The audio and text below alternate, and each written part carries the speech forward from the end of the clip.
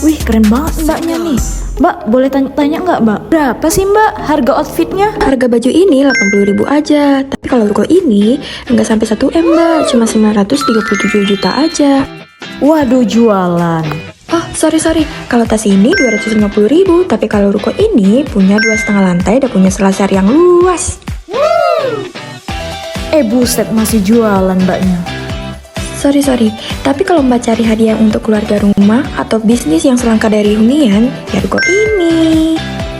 Kalau gitu ganti pertanyaan deh mbak. Kalau artis top 3 favorit mbak siapa nih mbak? Artis ya mbak, kalau top 3, nomor 3 Blackpink, nomor 2 NCT, nomor 1 ya ruko ini. Oh, pantas saja mbaknya bilang ruko ini terus. Ternyata dalamnya seperti ini.